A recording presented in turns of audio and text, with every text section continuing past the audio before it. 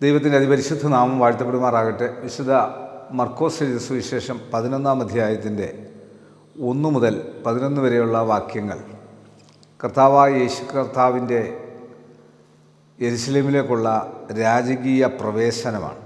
ആ രാജകീയ പ്രവേശനം അന്നത്തെ ജനങ്ങൾ വളരെ ആർഭാടത്തോടാണ് ചെയ്തു. അവരിൽ നിന്ന് ഇവനൊരു രാജാവായി വരുന്നു, ഇവൻ ഏതാണ്ട് മറ്റൊരു തരത്തിലുള്ളൊരു രാജാവാണെന്ന് കൊണ്ടുള്ള ആർഭാടങ്ങളാണ് ഉണ്ടാകുന്നത്. അങ്ങനെയാണല്ലോ നമ്മളെ നേതാക്കന്മാരൊക്കെ ഉണ്ടാകുമ്പോൾ വലിയ ആർഭാടങ്ങൾ കാണിക്കുമല്ലോ.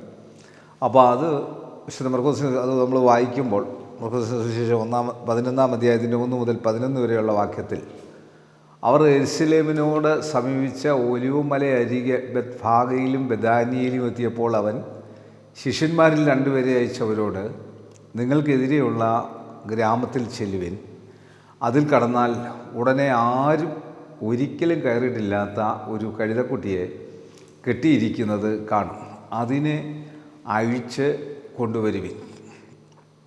ഇത് ചെയ്യുന്നത് എന്ത് എന്ന് ആരെങ്കിലും നിങ്ങളോട് ചോദിച്ചാൽ കർത്താവിന് ഇതിനെക്കൊണ്ട് ആവശ്യമുണ്ടെന്ന് പറയും. അവൻ ക്ഷണത്തിൽ അതിനെ ഇങ്ങോട്ട് അയക്കുമെന്ന് പറഞ്ഞു.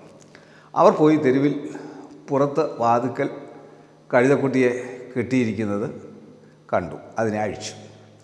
അവിടെ നിന്നവരിൽ ചിലർ അവരോട്, നിങ്ങൾ കഴുതക്കുട്ടിയെ അഴിക്കുന്നത് എന്ത് എന്ന് ചോദിച്ചു. യേശു കൽപ്പിച്ചതുപോലെ അവർ അവരോട് പറഞ്ഞു. അവർ അവരെ വിട്ടയച്ചു. അവർ കഴുതക്കുട്ടിയെ യേശുവിൻ്റെ അടുക്കൽ കൊണ്ടുവന്നു, തങ്ങളുടെ വസ്ത്രം അതിന്മേലിട്ടു.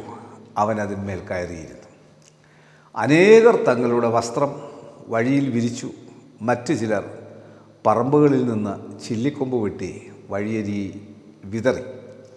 മുൻപും പിൻപും നടക്കുന്നവർ, ഹോശന്നാ, കർത്താവിൻ്റെ നാമത്തിൽ വരുന്നവൻ വാഴ്ത്തപ്പെട്ടവൻ, വരുന്നതായ രാജ്യം നമ്മുടെ പിതാവായ ദാവീദിൻ്റെ രാജ്യം വാഴ്ത്തപ്പെടുമാറാകട്ടെ, അത്യുന്നതങ്ങളിൽ ഹോശന്നാ എന്ന് ആർത്തുകൊണ്ടിരുന്നു. അവൻ യെരുശലേമിൽ ദേവാലയത്തിലേക്ക് ചെന്നു. സകലവും ചുറ്റുനോക്കിയ ശേഷം നേരം വൈകിയതുകൊണ്ട് പന്തിരുവരോടുകൂടെ ബെഥാനിയയിലേക്ക് പോയി. ഈ ഭാഗം നമ്മൾ വായിക്കുമ്പോൾ യേശു കർത്താവിൻ്റെ രാജകീയ പ്രവേശനം, അതിനുശേഷം യേശു കർത്താവിന് സംഭവിക്കുന്നതായിട്ടുള്ള കാര്യങ്ങൾ. എന്നാൽ ഈ കാലഘട്ടങ്ങളിൽ ഇത് നമ്മൾ ധ്യാനിക്കുമ്പോൾ യേശു കർത്താവ് രാജകീയമായിട്ട് ഇതിൻ്റെ രാജാവായി വാഴാൻ പോകുന്നു. അടുത്തിടെ വിവാദം ഉണ്ടാക്കിയൊരു പാട്ടാണല്ലോ ഈ പരദേവനഹോ നമുക്ക്. ആ പാട്ടിലൂടെ 68-ാം സങ്കീർത്തനം ദാവീദ് രാജാവ് പറയുന്ന കർത്താവിൻ്റെ വരവാണ്. ഇത് തന്നെ മുമ്പും പിമ്പും നടന്നവർ ഹോശന്നാ പാടി. അത് യുസ്തൂസ് ജോസഫ് വിദ്വാൻകുട്ടി അച്ഛൻ അത് രചിച്ച് ഈണം പകർന്ന് നമ്മൾക്ക് നൽകിയിരിക്കുന്ന ആ മനോഹരമായ ഗാനം കർത്താവിൻ്റെ വരവാണ്. അതുകൊണ്ട് കർത്താവിൻ്റെ വരവിന് വേണ്ടി നമ്മൾ ഒരുക്കേണ്ടത് ചിലപ്പോൾ നമുക്ക് കഴുതയായിരിക്കാം, നമ്മുടെ ചില്ലിക്കൊമ്പായിരിക്കാം, നമ്മുടെ ബെഡ്ഷീറ്റായിരിക്കാം. അതുകൊണ്ട് കർത്താവ് കൽപ്പിക്കുന്നത് ചെയ്തോണം. ഈ കാലഘട്ടങ്ങളിൽ കർത്താവിനെ കാത്തിരിക്കുന്ന ദൈവമക്കളായിരിക്കും. ഞാനും നിങ്ങൾ കർത്താവിൻ്റെ വരവ് എപ്പോഴാണ് സംഭവിക്കുന്നത് നോക്കിയിരിക്കുന്നവരായിരിക്കണം.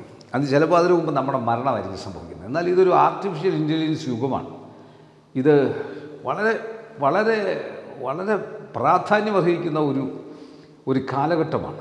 നമ്മളുടെ ആദരണീയനായ മുഖ്യമന്ത്രി വേദപുസ്തകം നല്ലവണ്ണം പ്രസംഗിക്കുന്നു. തമിഴ്നാടിൻ്റെ മുഖ്യമന്ത്രി വേദപുസ്തകം നല്ലവണ്ണം പ്രസംഗിക്കുന്നു. ഈ കാലഘട്ടങ്ങളിൽ ഒക്കെ കർത്താവിൻ്റെ ശബ്ദം, കർത്താവിന് വേണ്ടിയുള്ള ശബ്ദം ഉയരുന്ന ഒരു കാലഘട്ടത്തിലാണ് നമ്മൾ ജീവിക്കുന്നത്.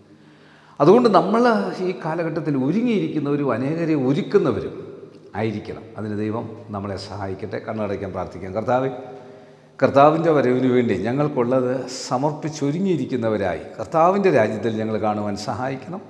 ഇത് കാണുന്ന കേൾക്കുന്ന എല്ലാ കുടുംബങ്ങളുടെ മേലും സമാധാനവും സന്തോഷവും ആർപ്പുളിയും ആഘോഷവും ഉണ്ടായിരിക്കണമേ.